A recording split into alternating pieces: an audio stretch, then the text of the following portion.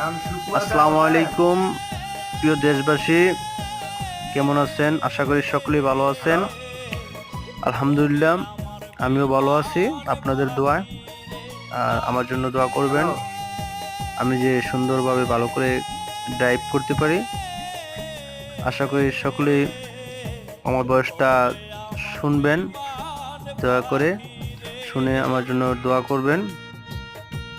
যাই হোক, মাওয়া যাচ্ছি আমরা ইলিশ খাইতে, সকলেই আসবেন ইলিশ খাইতে।